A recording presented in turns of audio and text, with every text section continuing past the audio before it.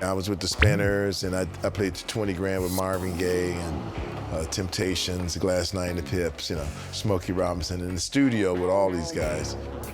So it started in Detroit, and what took me out of Detroit was Stevie Wonder. Called me up and wanted me to go on tour with him and the Rolling Stones.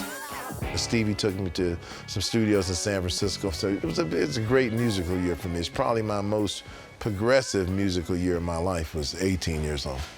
Every time I would come home, my mother and father, they were much older than me, and my mother just couldn't understand what it was I was doing. Like if you tell your mom, hey mom, I got the publishing on this song. She's like, what's publishing? What is that? Well, I wrote the song. She said, okay, well, I gave her the record. She said, well, I don't see you, And believe it or not, these are very basic things that every musician should know. I don't see you. Well, why don't I see you? Because your face isn't on the front. So I was like, I just said, I got to get my picture on the cover. And that really kicked it off for me to do my own records. You're the only one I love, and you can't change that. You're the only one I need, and you can't change that. Ghostbusters. Gary LaMelle at Columbia Pictures used to work with Barry White, and I used to do all the records for Barry White. And so he thought I would be the right guy to write a song for this film. Ghosts. Hello, Ghostbusters. I guess they had tried 100 people, or they'd done everything to find a song for this film. And I'm like, what's so hard about writing a song for this film? They showed me the film. And then I met with the director, and then I found out why it was such a big deal. They want the words Ghostbusters in the song. It's darn near impossible, right? I thought about it like, I want to be a Ghostbuster. No, that's not going to work. Ghostbuster. That's not going to work. And no matter what you sang to it, it just didn't work. So I can imagine that everybody who turned in something, it just wasn't going to work. It was impossible to sing this song, no matter what your voice sounded like, no matter who you were. It was unsingable. If there's something strange in your neighborhood, who you gonna call? And then the most ingenious idea that I've probably ever had in my life is there's a spot in that Ghostbuster film where the guys had their backpacks and they had the phone number underneath it, right? And I thought, well, maybe I should never say Ghostbusters in the song. Maybe I should let somebody else say it.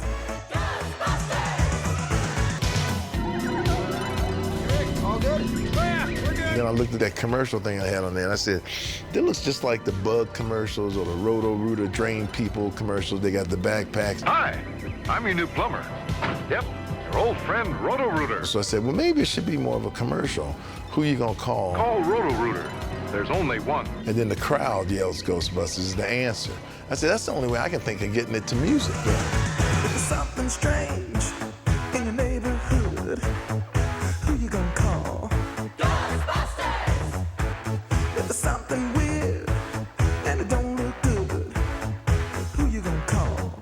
Ghostbusters! Hey, anybody see a ghost?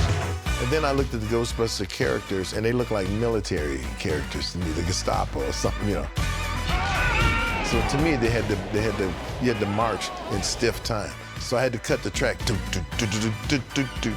afraid of no ghosts. I can't hear you. And when I go, I can't hear you, that's from the Gomer Pyle series, the military series in America. I can't hear you. Sergeant Carter would always yell at Gomer, louder, I can't hear you. I can't hear you. So I took all the military things, mixed that with the commercial, and thus we have Ghostbusters. You're seeing things running through your head. Who can you call? Ghostbusters. An invisible man sleeping in your bed. Oh, who you gonna call? Ghostbusters! When you hear a band play it live in a club, they usually mess it up because they're trying to play a musical. I ain't afraid of no ghosts. And the truth is, the stiffer it is, the better it sounds. It's a stiff song. It's got to be. It's marching band music, You've had a dose of a freaky ghost, baby. You better call.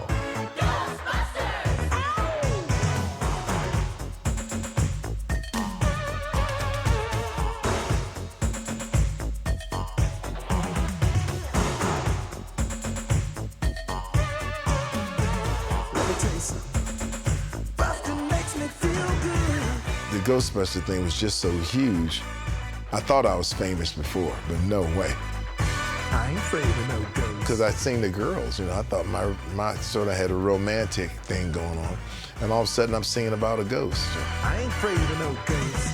There's something in that record that's magical Don't get caught alone, no. that makes everybody happy. Kids would love it. I mean, even today, when my kids were going to school, I'm the hero. They want to hear Ghostbusters. My neighbor down the street's in Bon Jovi, and they don't want him to perform. The kids in school, they don't know about no Bon Jovi or Stevie Wonder or any of that. They just want to hear Ghostbusters, right? It's sort of a immortalizing type of song. I can't hear you. What other song does that, right? Everything else is old. Louder. Ghostbusters! Who you gonna call? Ghostbusters! Who can you call? Ghostbusters! Who you gonna call?